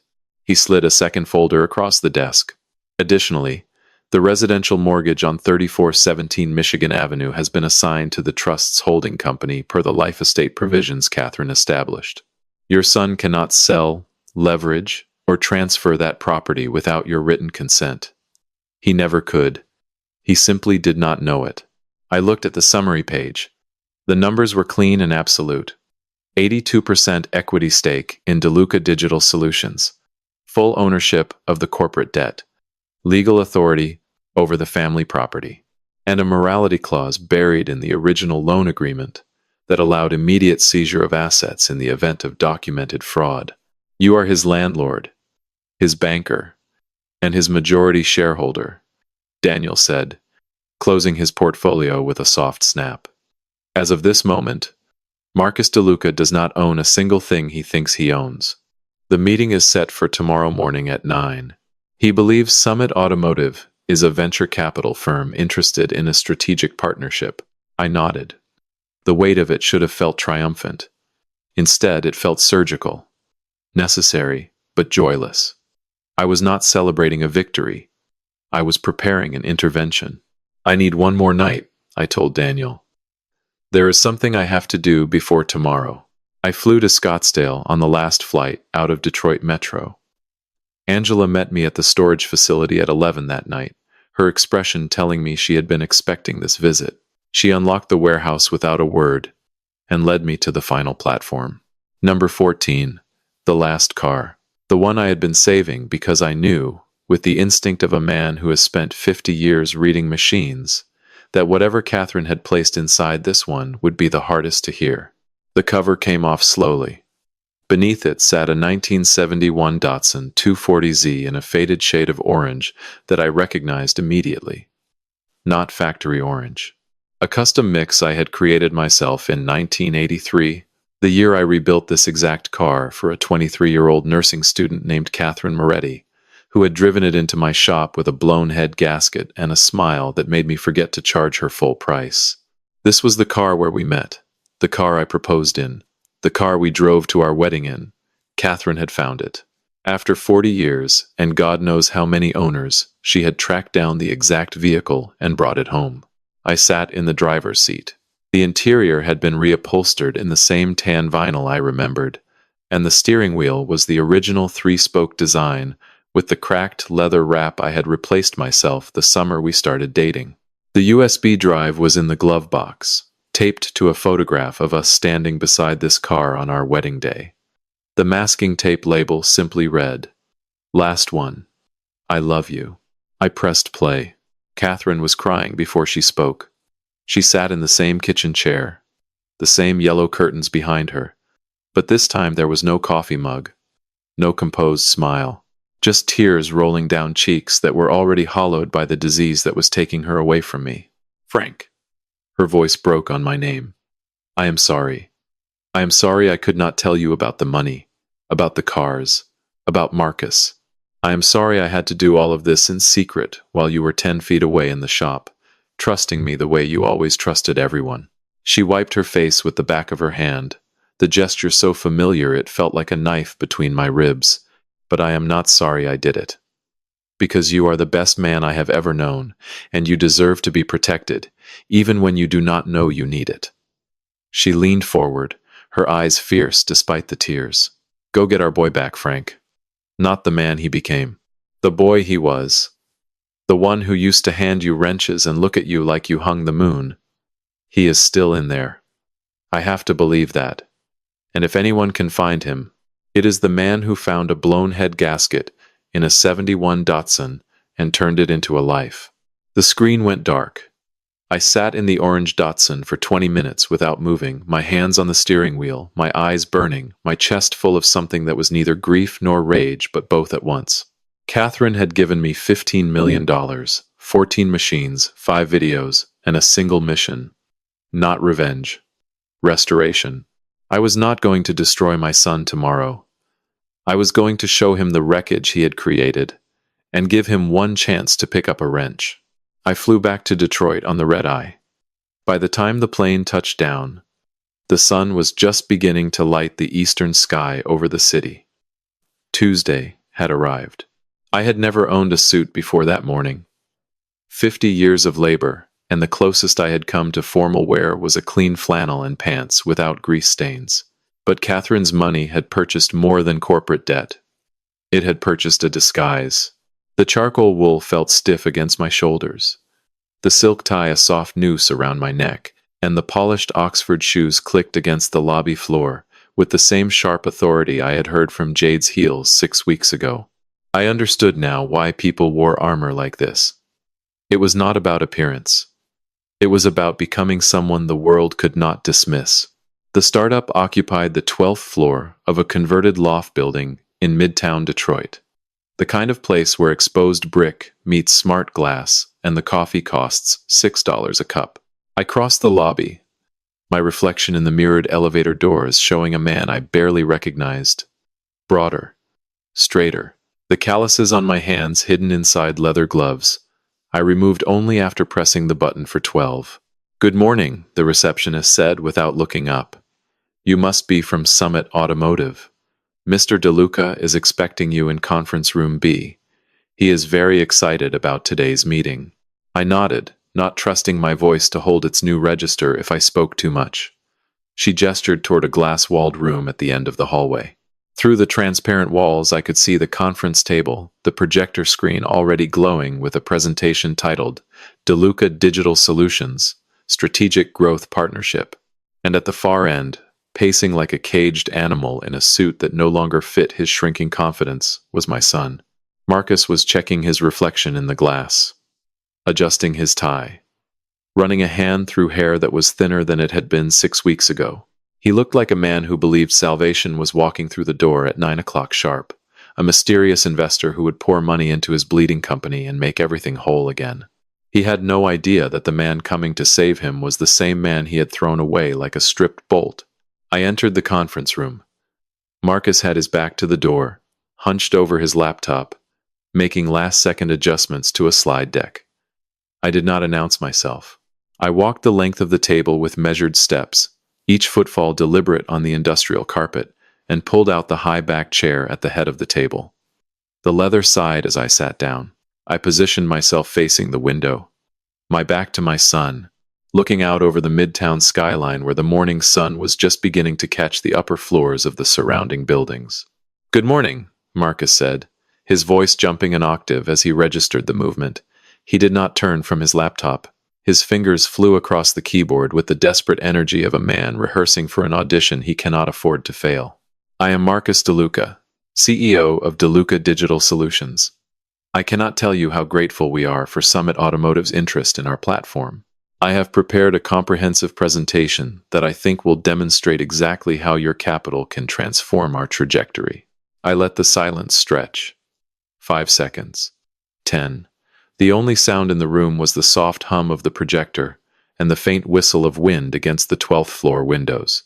I could hear Marcus's breathing change, quickening with the anxiety of a man whose savior had not yet spoken a word. "I have seen enough of your trajectory, Marcus," I said. My voice was low, steady, and carried the rhythm of a man who has diagnosed 1,000 failing engines by sound alone. "It is time we talked about the landing." The typing stopped. The silence that followed was absolute, a vacuum that seemed to pull the air from the room. I heard the small plastic click of his laptop closing, the soft creak of his chair as he shifted his weight. And then nothing. A stillness so complete I could hear his pulse from across the table.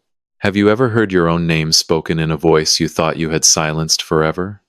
Have you ever felt the floor of your certainty crack beneath your feet like ice over a river you thought was frozen solid? "That voice," Marcus whispered. The words came out strangled, as if his throat had forgotten how to function. "That is not possible." I placed my hands on the armrests of the chair, slowly, deliberately, with the same controlled precision I used when lowering an engine block into a freshly prepared bay. I rotated the chair 180 degrees. Marcus stood frozen at the far end of the table, his laptop closed, his presentation forgotten. His face was the color of wet concrete, the blood draining so rapidly I could trace its departure from his forehead to his jaw, like watching fluid leak from a cracked reservoir. His mouth opened, closed, opened again. No sound emerged. I sat perfectly still, letting him absorb the image.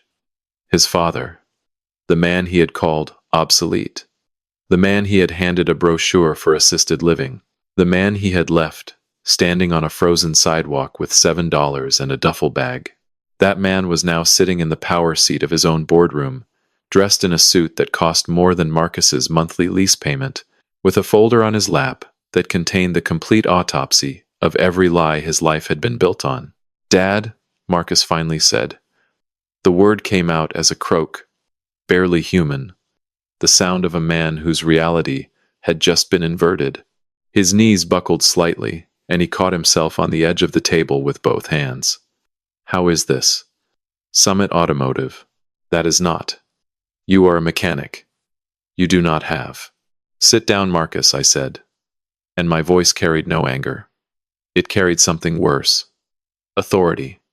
The calm, immovable certainty of a man who holds every card and every key and every deed in the room. "Sit down, and I will tell you exactly how a mechanic bought your entire world." He sank into his chair, as if his strings had been cut.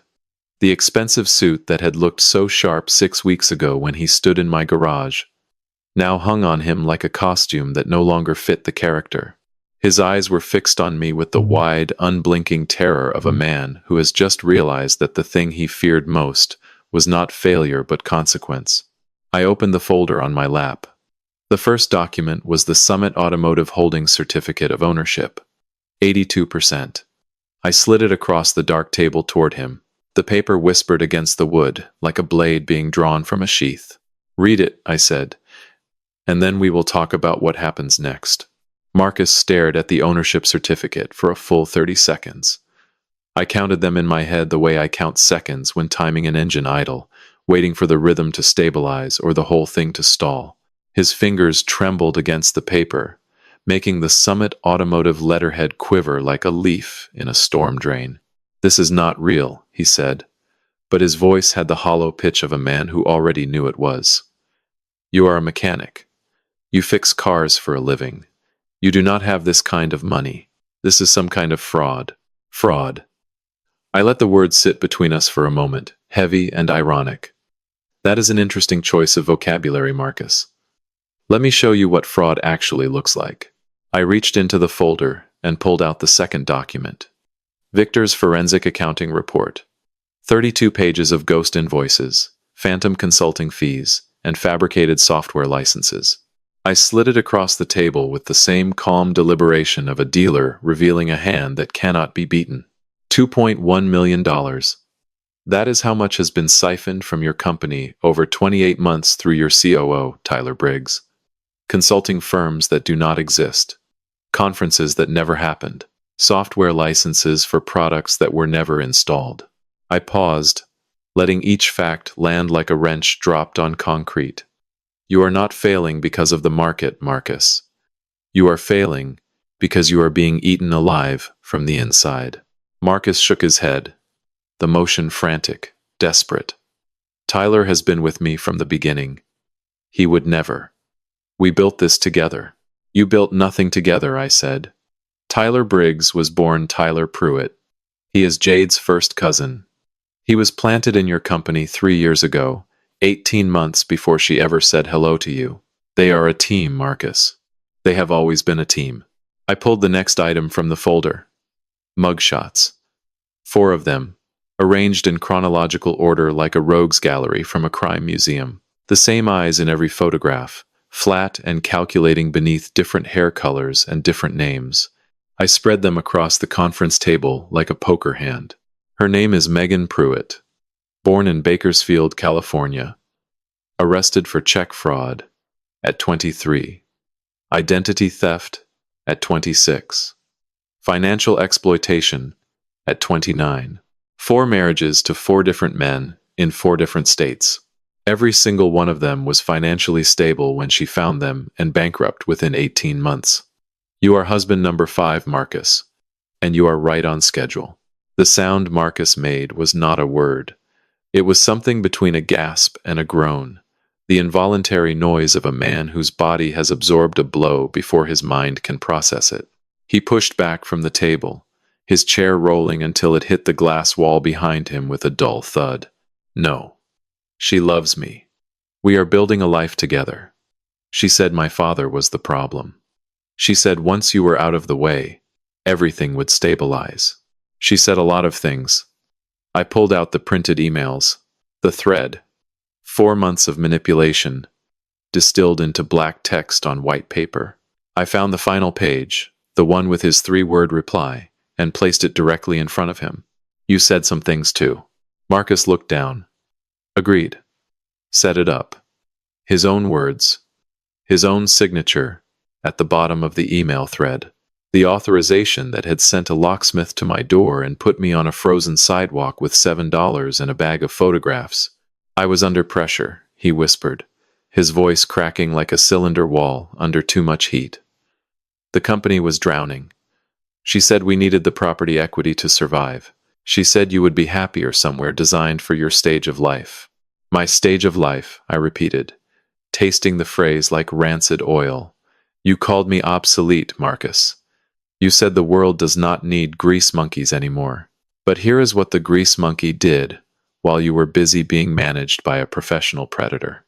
I stood slowly, the movement deliberate, and walked around the table until I was close enough to see the broken capillaries in my son's eyes. I leaned against the table edge and let the silence do its work. "Your mother left me everything. $15.3 million in a trust she built over 25 years. 14 classic cars she collected in secret because she remembered every word I ever said about the machines I loved.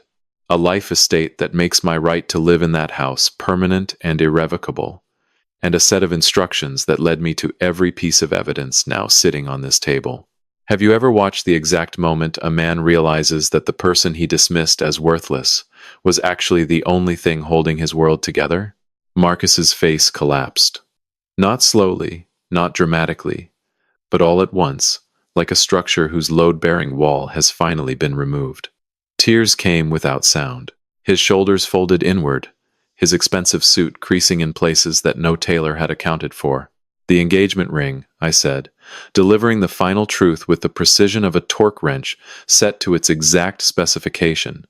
$12,000. Purchased through a shell company, Tyler controlled, funded by money stolen from your own corporate accounts. You proposed to a woman with a ring paid for by your own theft. She wore it every day and laughed at you every night. Marcus buried his face in his hands.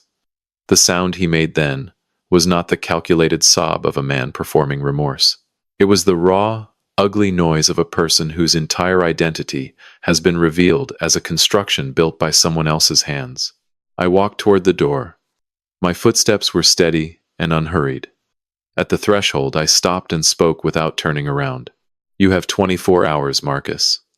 Either you help me put Megan Pruitt in a federal prison cell, or you share one with her and Tyler. I paused, my hand resting on the glass door frame. Your mother wanted me to give you this chance. She spent the last months of her life making sure I could. Do not waste it. I stepped into the hallway and let the glass door close behind me with a soft, final click.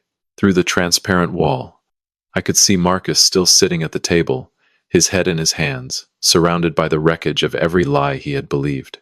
The elevator doors opened. I stepped inside, pressed the lobby button, and watched my reflection in the polished chrome panel. The man looking back at me was not celebrating. He was waiting. 24 hours would tell me whether I still had a son, or just a stranger who shared my blood. 24 hours is enough time to rebuild a transmission. It is enough time to bore out a cylinder block, lap the valves, and set the timing on an engine that has not run in years. But I did not know if it was enough time for a man to rebuild his own soul. I drove back to the motel I had been staying in since returning from Scottsdale, a mid-range chain near Dearborn, clean but anonymous, with walls thin enough to hear the highway and a heater that worked better than the one in my truck. I sat on the edge of the bed, still wearing the charcoal suit that had served as my armor, and stared at the phone on the nightstand. The room was silent, except for the clinical hum of the mini refrigerator and the soft tick of the alarm clock on the shelf. Every minute felt weighted with consequence.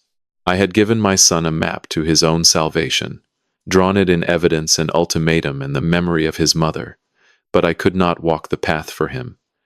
That was the hardest part of being a father. Knowing when to hand someone the wrench, and when to let them figure out which bolt it fits. At 9:40 that evening, Victor called. His voice was clipped, urgent. Movement on the financial side, Frank. Jade just initiated a wire transfer from Marcus's emergency operating account to an offshore routing number in Belize. 62,000. It is the third transfer this week. She is accelerating her exit timeline. My jaw tightened. The predator could sense the trap closing, even if she could not see its shape. Animals always know when the air changes. They do not need to understand the mechanism of the cage to feel its shadow. How much has she moved total? I asked. Since Tuesday morning, 140,000 from 3 different accounts, all routed through the same Belize shell that Tyler set up 18 months ago. She is cleaning house, Frank. The Lisbon flight is still booked for 11 days from now, but at this rate, she might move it up. I hung up and sat in the dark, watching the red numbers of the alarm clock bleed from 1 minute to the next. 10, 14, 10, 15. Each digit a small death of patience. At 11:22, my phone buzzed with an alert from the bank's high-security monitoring system. Someone was attempting to access the Catherine DeLuca Trust, through the legacy authentication portal. My breath stopped. The alert provided a location ping. The access attempt was coming from a device registered to Marcus DeLuca. For one terrible moment, I believed the worst. My son, even after everything I had shown him, was trying to raid his mother's trust. He was choosing the money over the truth. He was proving that Catherine's worst fears had been justified all along. I reached for the phone to call Daniel, to authorize an emergency freeze, to cut the last cord between my son and any future that did not involve a prison number. But before I could dial, a second notification appeared. Access request type. Emergency account lock. Authorization. Beneficiary protection protocol. Marcus was not trying to steal from the trust. He was locking it down. He was putting a wall between Catherine's money and any possibility that Jade could reach it. He was protecting me. Have you ever felt hope arrive, not as a light switching on, but as the faintest whisper of an engine trying to turn over after years of sitting dead in a garage? That fragile, uncertain rhythm that could catch and hold, or could sputter and die? I set the phone down and pressed my palms against my eyes. The gesture did nothing to slow my heart, but it gave me something to push against. He was still in there. The boy who used to hand me wrenches. The boy who broke my favorite 9/16 and stood in the garage doorway at midnight, too scared to lie and too proud to cry. That boy was still alive somewhere beneath the corporate rot and the manipulated choices. The hours crawled. I did not sleep. I watched the ceiling, mapping cracks in the plaster the way I map hairline fractures in an engine block, looking for the weak points, wondering which ones were structural and which ones were cosmetic, wondering if my son's fractures went all the way through, or if there was still enough solid metal to hold weight. At 6:27 in the morning, the first gray light of a Detroit dawn was just beginning to seep through the motel curtains when my phone rang. Not buzzed. Rang. The sound cut through the silence like a starter motor engaging. I answered before the second ring. Marcus. His voice was a wreck, stripped of every layer of corporate polish, every rehearsed cadence, every practiced confidence. What came through the speaker was raw and broken and young, in a way I had not heard since he was a teenager calling me from a party where things had gone wrong. Dad. He choked on the word, drew a ragged breath, started again. Dad. She is a monster. I brought champagne home last night.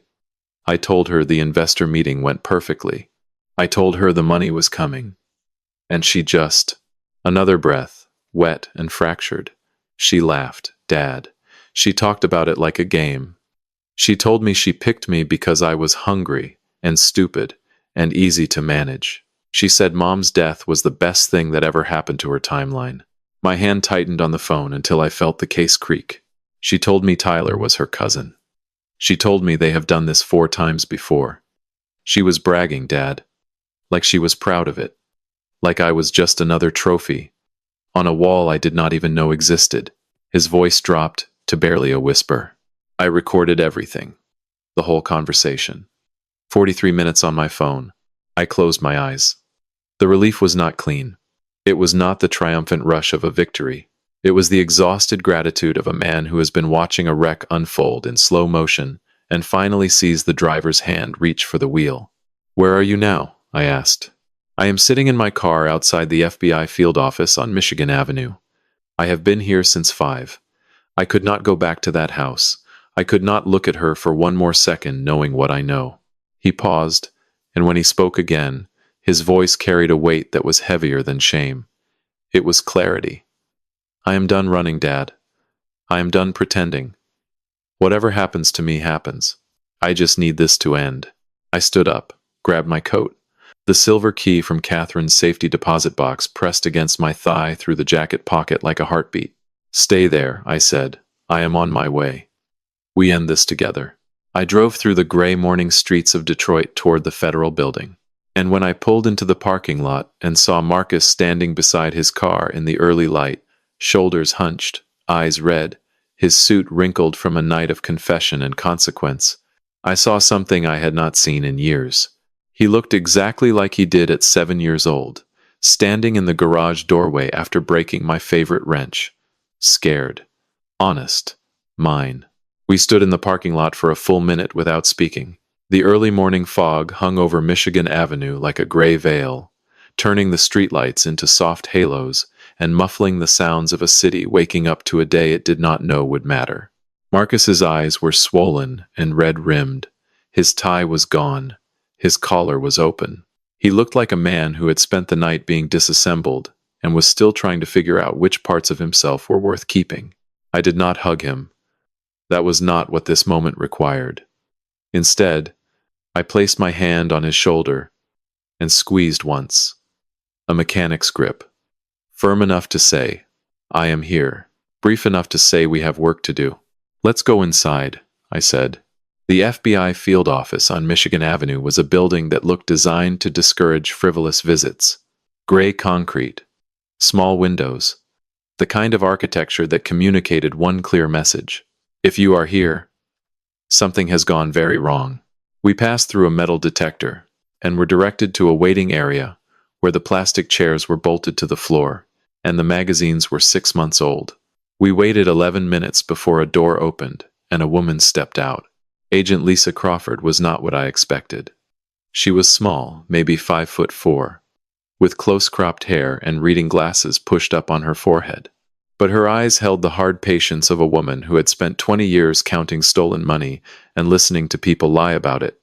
She looked at me, then at Marcus, then at the phone Marcus was holding in his trembling hand.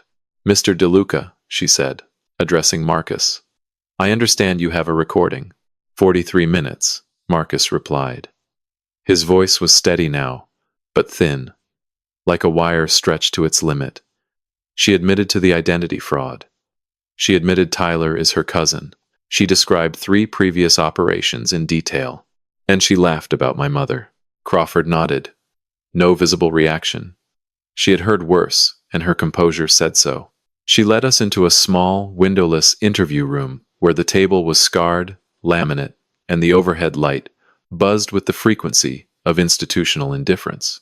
I set Victor's complete forensic file on the table. Marcus set his phone beside it. "I am not here to negotiate for my son," I said, looking Crawford directly in the eye. "He will face whatever consequences come from his own choices. But the woman in that recording is a federal fugitive, operating under her 6th known alias, and she is 11 days from disappearing into Portugal." Crawford pulled the phone toward her and pressed play. The recording filled the small room. First the sound of champagne being poured, the festive hiss of bubbles, then Jade's voice, bright and venomous, celebrating what she believed was a complete victory. I listened as she described Marcus as a project with a completion date, as she laughed about using Catherine's death as her entry point, as she casually mentioned Tyler's role as if discussing a business partnership over cocktails. When the recording reached the 40-minute mark, Crawford paused it. She removed her glasses and looked at Marcus with an expression that held no sympathy but a measured respect. "This corroborates 3 open investigations in California, Nevada, and Ohio," she said. "Your cooperation will be noted in the district attorney's report. But you understand that your own involvement in the corporate fraud does not disappear because you made a recording." "I understand," Marcus said. He did not flinch. He did not look at me for rescue. He sat in that government chair and accepted the weight like a man finally willing to stand under the load he had been running from. Crawford made 2 phone calls. The second lasted 90 seconds and ended with a single word. "Go." What happened next moved with the speed and precision of a machine designed for exactly one purpose. Crawford drove us to a staging point 4 blocks from my house in Corktown, where 3 black SUVs idled behind a church with their engines running and their radios crackling with clipped tactical language. The morning had shifted from gray to a pale, watery gold, the kind of late winter light that makes everything look fragile. I stood on the sidewalk across from 3417 Michigan Avenue and looked at the house I had built, the oak trim I had installed around the windows, the garage door I had replaced twice, the porch railing Catherine used to lean against while she watched me close-up shop in the evenings. It all looked the same from the outside. But I knew now that the inside had been occupied by a predator wearing my son's ring and sleeping in my wife's bed. Have you ever watched your own home become a crime scene and felt relief instead of grief? That was the strange, dislocating emotion that settled over me as the SUVs moved. They did not knock. They did not need to. Marcus had provided the security codes. The front door opened with a mechanical click, and 6 agents moved through the threshold with a choreographed efficiency that turned my living room into a federal operation in under 4 seconds. I heard no screaming at first, just the heavy thud of boots on hardwood and the sharp, authoritative commands that echoed through the morning air. Then I heard her. Jade, Megan, whatever name she wore today. Her voice came through the open front door in a shriek that sounded nothing like the polished socialite who had placed an assisted living brochure on my workbench 6 weeks ago. It was animal, raw, the sound of a predator, realizing the cage has closed. They brought her out in handcuffs 90 seconds later. Her hair was tangled. Her face was bare of the makeup that usually armored her features. She looked smaller without the polish, reduced to the mean, calculating creature she had always been beneath the chrome exterior. She scanned the street with frantic eyes, searching for an exit, a leverage point, anything she could manipulate. Then she saw me, standing across the street next to Marcus. Her face contorted into something I had never seen from her before. Pure, undiluted rage, stripped of all performance. "You were supposed to be nothing," she screamed, her voice tearing through the quiet neighborhood. "You were supposed to disappear. You are just an old man with grease under his fingernails." I said nothing. I did not need to. Silence was louder than any sentence I could have spoken. I simply stood there, my hands in the pockets of my work jacket, and let her scream at the ghost she had failed to bury. Tyler Briggs was arrested simultaneously at the startup office. Victor confirmed it via text 12 minutes later. 2 predators, extracted from my family in under 2 hours. Marcus stood beside me watching the SUV doors close on the woman he had called his future. His jaw was tight, but his eyes were dry. When the vehicle pulled away, and the street fell quiet again, he turned to me with a question that carried no self-pity. Only the raw need of a man standing in the wreckage, looking for directions. "What do we do now, Dad?" I looked at the house, then at my son, then at the garage bay doors, still locked, still mine by every law Catherine had put in place. "We strip it down to the frame," I said, "and we rebuild." The months between the arrest and the trial passed in a rhythm of restoration. Not the dramatic kind, the quiet, tedious, necessary kind. The kind where you spend hours sanding a single panel until the old paint is gone, and the bare metal shines through, raw and honest and ready for whatever comes next. I moved back into the house the week after Jade was removed. The locks were changed again, this time by my hand, with hardware I selected from the same supply house I had used for 40 years. Marcus did not come home. He took a small apartment near Eastern Market, paying rent from a part-time job at a body shop that hired him on my quiet recommendation. He did not ask for money. He did not ask for the charges to disappear.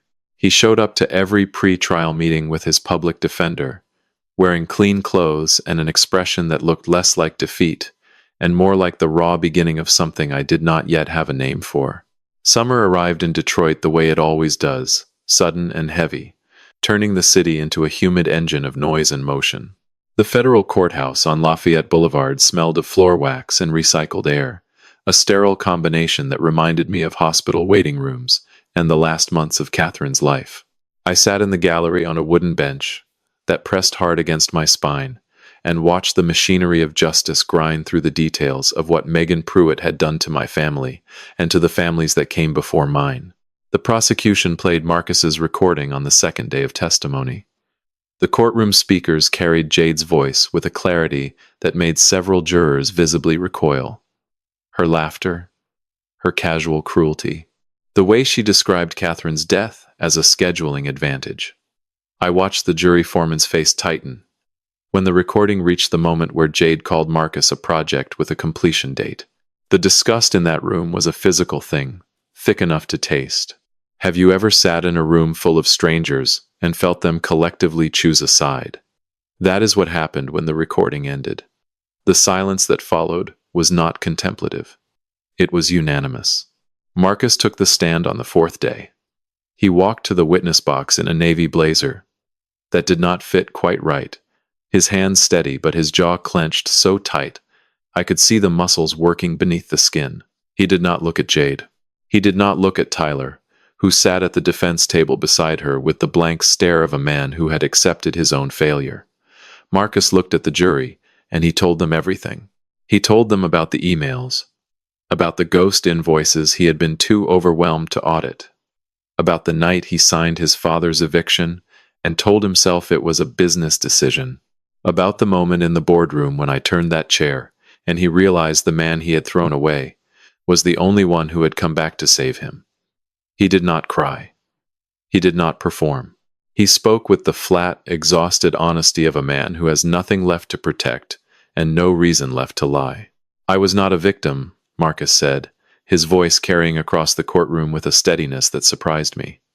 I was a willing participant in my own deception. I chose to believe her because believing her was easier than facing what I had become. My father deserved better, my mother deserved better, and the clients whose money I failed to protect deserved better. The prosecutor asked him why he had chosen to cooperate. Marcus was quiet for 3 seconds. Then he said, "Because my father gave me 24 hours to decide who I was. And for the first time in years, I chose to be someone my mother would recognize." I gripped the edge of the gallery bench so hard the wood creaked. That sentence hit me harder than any evidence or any email. It was the first time since the garage that I heard my son speak like a DeLuca. The jury deliberated for 4 hours. When they returned, the foreman read the verdict without emotion. Guilty on all counts for Megan Pruitt. Guilty on all counts for Tyler Briggs. The judge sentenced Megan to 7 years in federal prison. Tyler received 4. Both were ordered to pay full restitution from their seized offshore accounts. Marcus stood for his own sentencing 3 weeks later. The judge, a man with gray eyebrows and a voice that sounded like it had delivered 10,000 difficult truths, reviewed the cooperation agreement and the restitution I had already completed on behalf of the startup's defrauded clients. He sentenced Marcus to 12 months of supervised probation and 500 hours of community service. "Mr. DeLuca," the judge said, looking at Marcus over the rim of his glasses, "the court notes that your cooperation was immediate, thorough, and materially essential to the conviction of 2 career criminals. It also notes that your father has personally made whole every client harmed by your negligence. That is not something the court sees often. Do not waste the second chance you have been given." "I will not, Your Honor," Marcus said. When the bailiff led Megan past the gallery on her way to processing, she did not scream this time. She walked with the rigid, controlled posture of a woman already calculating her next move from behind bars. But as she passed my row, she turned her head just slightly and found my eyes. The look she gave me was not rage. It was worse. It was the cold acknowledgement of a predator who had finally met something she could not consume. I held her gaze until she looked away. Outside the courthouse, the Detroit summer heat hit my face like an open furnace door. Marcus stood on the steps, blinking in the sunlight as if he had just emerged from underground. He turned to me and nodded. A single nod, heavy with everything we could not yet say. It was not forgiveness. It was not absolution. It was a foundation. The first bolt in a frame that would take years to complete. I reached into my jacket pocket and felt the folded paper Marcus had mailed me the previous week. A hand-drawn sketch on grid paper, a building with wide bay doors and a sign above the entrance, DeLuca Restoration Academy. He had drawn it in pencil during his community service hours, sitting in a break room between shifts of cleaning highway medians. The lines were rough, but the vision was clear. I walked down the courthouse steps into the afternoon light, the sketch pressing against my chest like a blueprint for something that had not existed 6 months ago, a future. A restoration is never fast. Anyone who tells you they can rebuild a classic in a weekend is either lying or doing it wrong. Real restoration takes months. It takes patience and skinned knuckles and the willingness to strip away everything that does not belong until you are left with only what is true. The DeLuca Restoration Academy took 8 months to build. But the restoration of the DeLuca family had been under construction since the morning Marcus made that phone call from the FBI parking lot. We broke ground in September. The garage at 3417 Michigan Avenue was expanded from 3 bays to 8, with a classroom wing added to the east side where the old parts storage shed used to stand. I drew the layout myself on the same grid paper Marcus had used for his sketch, combining his vision with my 50 years of knowing how a working shop should flow. The concrete was poured in October. The framing went up in November. And by the time the first snow fell on Corktown, the building had a roof and walls, and the beginning of a purpose. Marcus served his community service hours at the academy site. 500 hours of carrying lumber, hanging drywall, and learning to operate the power tools he had spent his youth avoiding. He did not complain. He did not negotiate for easier assignments. He showed up at 7 every morning in work boots that slowly accumulated the same kind of honest wear mine had carried for decades. We did not talk much during those early weeks. The work spoke for us. A nail hammered straight, a board cut level, a joint fitted tight. These were the conversations our hands had while our mouths were still finding the words. By February, the teaching equipment began to arrive. Professional hydraulic lifts, diagnostic stations, a welding bay with ventilation systems that met every code in the book. I funded it all from Catherine's trust. Every purchase, a deliberate act of transformation. Money that had been hidden in silence for 25 years was now being spent in the loudest possible way, building something that would outlast all of us. Marcus designed the curriculum. That surprised me. He took the business acumen that had nearly destroyed him and redirected it towards something useful. He created a 2-track program. The first track taught automotive restoration from the ground up, starting with basic hand tools and ending with complete engine rebuilds. The second track, the one Marcus taught personally, focused on ethical business practices, how to price fairly, how to keep honest books, how to recognize when someone is selling you a dream built on someone else's debt. I figure, if I am going to teach people how not to make my mistakes, he told me one afternoon while we bolted the DeLuca Restoration Academy sign to the brick exterior, I should probably start with the biggest mistake I know. Have you ever watched your own child become someone you are proud of, and felt the strange grief of knowing it required destruction before it could happen? The first class enrolled in April. 12 students. The youngest was 19, a kid from southwest Detroit who had dropped out of community college and spent his nights working on a Honda Civic in his grandmother's driveway. The oldest was Gloria Nguyen, 68 years old, a retired auto plant worker from Hamtramck whose hands still remembered the assembly line, but whose spirit wanted to learn the art that mass production had never taught her. Gloria became the heart of that first class.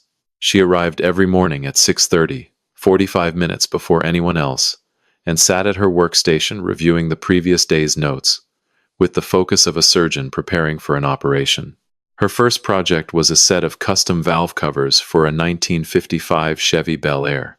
The metalwork was rough in places, her welds uneven, but the dedication was visible in every bead.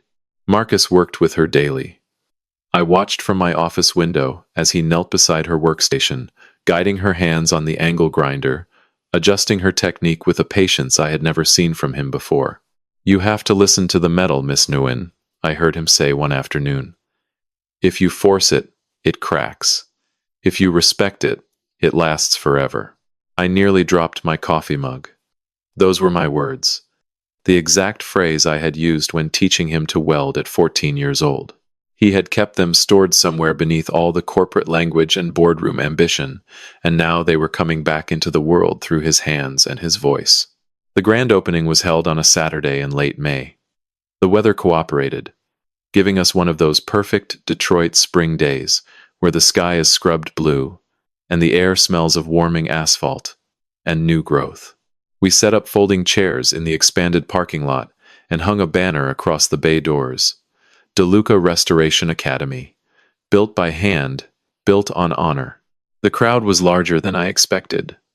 Neighbors, former clients, local business owners, a reporter from the Detroit Free Press, City Council member Patricia Hayes, who had grown up on Michigan Avenue and still remembered when my father ran the shop before me. They filled the chairs and spilled onto the sidewalk. Their faces turned toward the small wooden platform we had constructed near the entrance. I stood at the microphone and looked out at them. My hands were steady. My voice was clear. True wealth is not what you take from the world, I said, my gaze moving across the faces of people who had known me when I was just a grease monkey with a dream and a rented bay. It is what you leave behind in the hands of others. My wife, Catherine, understood that better than anyone I have ever known. She spent her life investing in silence so that this moment could exist. And my son, Marcus, I paused, looking at him standing beside me in a canvas work apron, his sleeves rolled to the elbow, his hands calloused in the right places. My son learned the hard way that some engines cannot be fixed with shortcuts. But he is here, and he is building something real. The applause rose, and Marcus leaned toward me, his voice quiet beneath the noise. I am just trying to teach what you tried to show me 20 years ago, Dad. I hope I am a better student this time. After the ceremony, after the handshakes and the photographs and the first official tour of the facility, Marcus led me around the back of the building where the old alley met the loading dock. His hand was on my arm, guiding me with a purpose that told me this was planned. I have something for you, he said. Close your eyes, Dad. I closed my eyes. The late afternoon sun pressed warm against my eyelids, and the sounds of the city softened into something distant and unimportant. I heard Marcus's footsteps move away from me, then the soft whisper of fabric being pulled, a sound I recognized from the warehouse in Scottsdale, the slide of satin against metal, the revealing of something hidden. Then the smell hit me. Bracklene, chrome polish, and beneath it, the deep mineral sweetness of fresh motor oil mixed with the chemical bite of new clear coat. My hands began to tremble before my eyes opened. Okay, Dad. Look. I opened my eyes, and there she was, the 1969 Camaro SS, rally green with white racing stripes. The same car I had been hunched over the day Marcus walked into my garage and ended my world. The same car whose gasket file I set down when I heard Jade's heels on my concrete floor. The same car I thought I would never see again, let alone touch, let alone hear. But she was not the car I remembered. She was better. The paint was deeper, a hand-rubbed finish that held the afternoon light like liquid jade. The chrome bumpers reflected the Academy sign with mirror clarity. The wheels were new, period-correct rally wheels, with the correct center caps and trim rings. And through the driver's window, I could see the interior had been completely reupholstered in black houndstooth, stitched with a precision that spoke of weeks of careful, patient handwork. How? I whispered. The word was the only thing I could push past the knot in my throat. Marcus stood beside the car with his hands in his apron pockets, his expression caught between pride and the fear that he had overstepped some boundary he could not see. The collector in Grosse Pointe released it when you did not finish the job. I tracked it down 3 months ago. It was sitting in his garage with the engine half assembled and the interior stripped. I brought it here and worked on it at night after everyone went home. He paused, running his hand along the fender, the way I had taught him to check for ripples in bodywork. I finished it the way you would have, Dad. Every bolt torqued to spec. Every wire routed clean. No shortcuts. I walked around the car slowly. My fingers trailed across the quarter panel, feeling the glass-smooth finish beneath my callous skin. I checked the gaps between the fender and the door. Perfect. I leaned down and examined the weather stripping. Correct reproduction. I looked at the engine bay through the gap in the hood and saw chrome valve covers, a polished intake manifold, and a wiring harness that was bundled with the obsessive neatness of a man who had finally learned that details matter. He had done it right. My son had taken the last broken thing between us and made it whole. I opened the driver's door. The hinge swung smooth and silent, no sag, no creak. I lowered myself into the bucket seat and felt the firm support of properly installed foam beneath the fresh upholstery. My hands found the steering wheel. 3 spokes. Hard rubber. The correct diameter for the ear. It felt like coming home. And there, Clipped to the sun visor directly above my eyeline was the photograph. The same photograph that had lived on the visor of my truck through 4 frozen nights and 1,800 miles of highway. Catherine, on Mackinac Island, laughing, reaching toward the camera, her hair blown sideways by a wind that I could almost feel through the closed windows of this car that smelled of resurrection. Marcus had moved it here. From the truck to the Camaro. From the vehicle of my lowest moment to the vehicle of my restoration. I turned the key. The engine caught on the first rotation. A deep, healthy rumble that vibrated through the floorboards and up through the seat and into my chest. It was the sound of 400 horses speaking in unison. And it was the sound of everything Catherine had built, and everything Marcus had broken, and everything we had rebuilt together condensed into a single mechanical heartbeat. He came back, Cat, I whispered to the photograph. Our boy came back. I sat in that car for a long time, letting the engine idle, feeling its rhythm synchronize with my own pulse. Marcus stood outside the driver's window, not speaking, just present.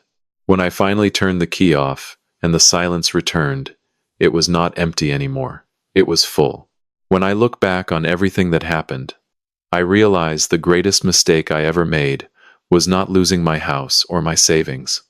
It was believing that love alone would keep a family honest. Pride can blind a father. I trusted blood when I should have trusted wisdom. I assumed loyalty when I should have required accountability. Catherine saw what I refused to see, and she spent her final years building a safety net I did not know I needed. If my journey teaches anything, it is this. Never let love make you blind to the truth. A father's strength is not only in providing, it is in guiding, correcting, and sometimes standing firm when the people you love lose their way. It is in knowing the difference between enabling and protecting. Catherine knew that difference. It took me 70 years and a frozen sidewalk to learn it. What began as betrayal became something I never expected. A chance to rebuild what was broken. Not just a company or a house, but a relationship that had rusted so deeply. I thought the frame was gone. I believe God allowed this trial, so I could understand the difference between justice and hatred. Justice restores. Hatred only strips the threads until nothing holds together anymore. And I believe God placed Catherine in my life, not just as a wife, but as a guardian whose love operated on a frequency I could not hear until the silence forced me to listen. Real strength is not revenge, it is reconstruction. It is standing in the wreckage with a wrench in your hand and choosing to build instead of burn. Marcus and I are still building. We will be building for years. But the engine runs again, and that is enough.